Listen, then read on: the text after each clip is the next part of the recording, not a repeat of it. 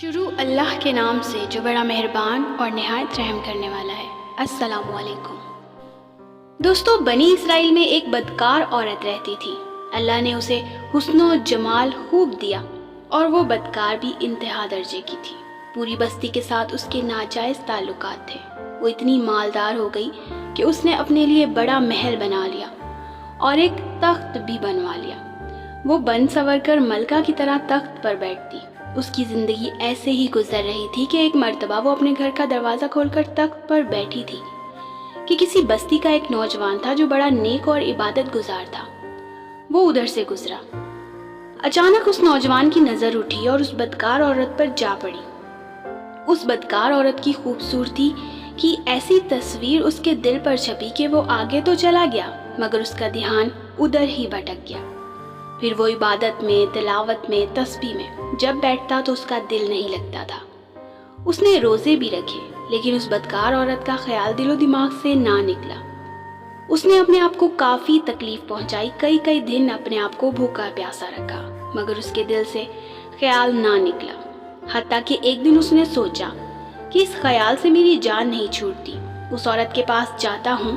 چنانچہ اس کے پاس جو تھوڑا بہت سامان تھا اس نے وہ بیچا اور اتنے سارے پیسے جمع کیے جتنے سے وہ بدکار عورت اسے اپنے پاس آنے کی اجازت دیتی۔ پیسے لے کر وہ اس عورت کے پاس آیا اور اس عورت کو پیسے دے کر اس عورت کے پاس جا کر بیٹھ گیا، بات چیت کرنے لگا۔ اچانک بات چیت کے دوران اس کے دل میں خیال آیا کہ میں نے عبادتوں میں اتنے سال گزارے ہیں، آج مجھے میرا رب، میرا اللہ بدکار عورت کے ساتھ بیٹھے دیکھ رہا ہوگا۔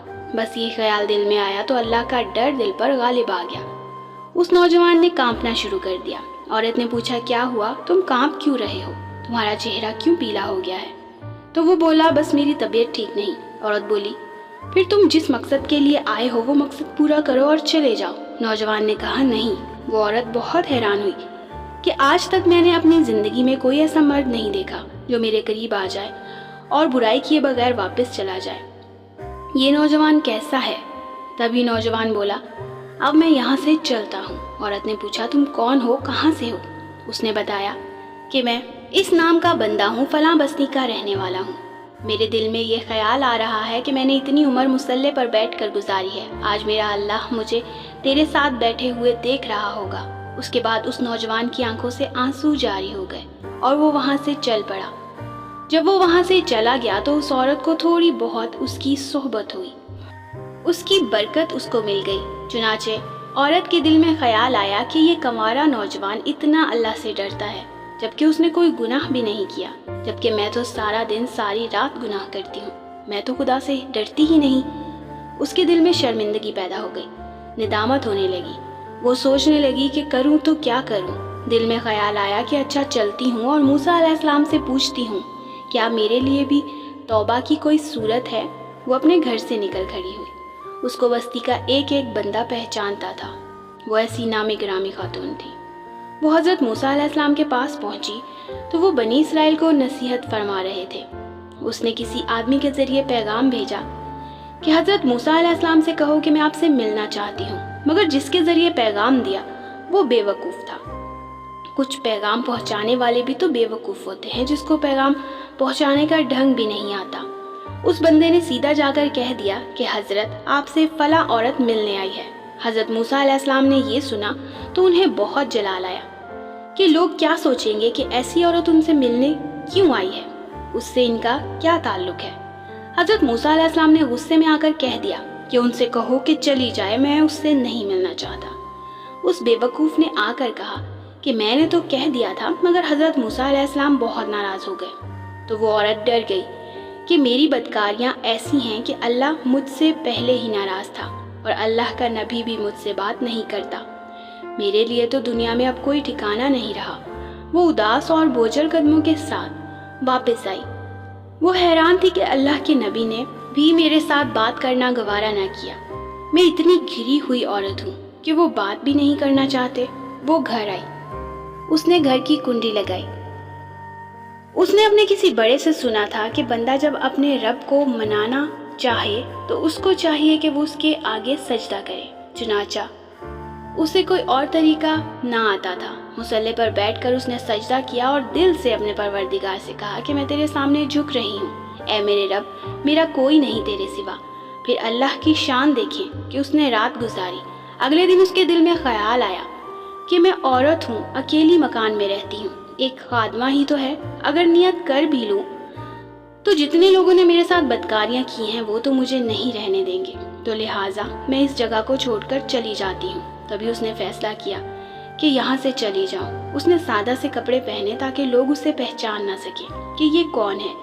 اس نے سوچا عورت ہوں، کہاں جاؤں گی؟ دل میں خیال آیا کہ وہ جو ایک نوجوان تھا جس کے دل میں اللہ کا اتنا خوف تھا، اللہ کے ڈر سے کانپ رہا تھا، اس اللہ کے نیک بندے کے پاس چلی جاؤں، اس کی خادمہ بن جاؤں، ممکن ہے کہ وہ مجھے نکاح میں قبول کر لے۔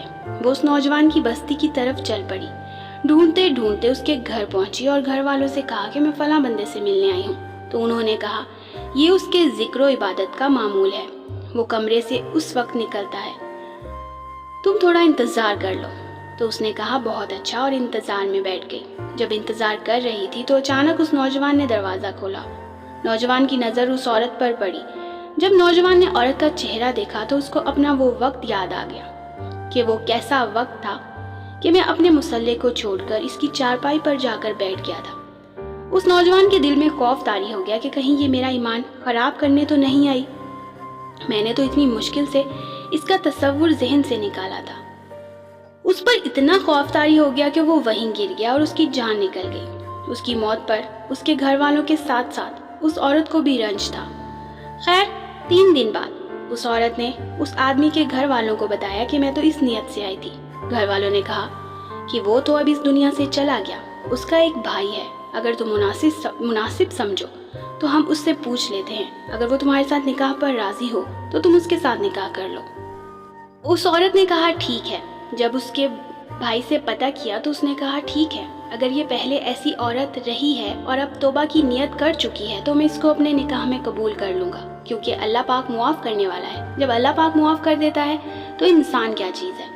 چنانچہ اس عورت کا اس کے ساتھ نکاح ہو گیا، اور اس عورت کو اللہ تعالیٰ نے 7 بیٹے عطا فرمائے، اور وہ 7 بیٹے بنی اسرائیل کے اولیاء اللہ میں سے گزرے ہیں۔ ایسی بدکار عورت بھی اگر توبہ کرتی ہے تو اللہ تعالیٰ اسے 7 ولیوں کی ماں بنا دیتے ہیں۔ سبحان اللہ۔ دوستو، بے شک ہمارا رب بہت غفور الرحیم ہے۔ جانے انجانے میں اگر بھول ہوئی ہو تو اللہ سے سچے دل سے معافی مانگے، بے شک وہ ذات ضرور معاف کرے گی۔ اللہ تعالیٰ ہم سب کو اپنے گناہوں پر شرمندہ ہونے کی اور معافی مانگنے کی توفیق عطا فرمائے، آمین یا رب العالمین۔ امید کرتی ہوں آج کی ویڈیو آپ کے لیے کافی سبق آموز رہی ہوگی۔ ویڈیو پسند آئی ہو تو ویڈیو کو لائک ضرور کریں اور اپنے چاہنے والوں کے ساتھ شیئر بھی ضرور کریں۔ جزاک اللہ۔ اور اس طرح کی اور ویڈیوز ان فیوچر میں دیکھنے کے لیے میرے چینل زرین سٹوریز کو سبسکرائب ضرور کر لیں اور ساتھ لگے بیل آئیکن کو لازمی پریس کریں تاکہ میری ہر نئی آنے والی ویڈیو ٹائم سے آپ کو ملتی رہے۔ اس کے ساتھ ہی مجھے دے اجازت، اپنا رکھیے گا بہت سارا خیال۔ زندگی رہی تو دوبارہ حاضر ہوں گے ایک نئی ویڈیو کے ساتھ، تب تک کے لیے فی امان اللہ۔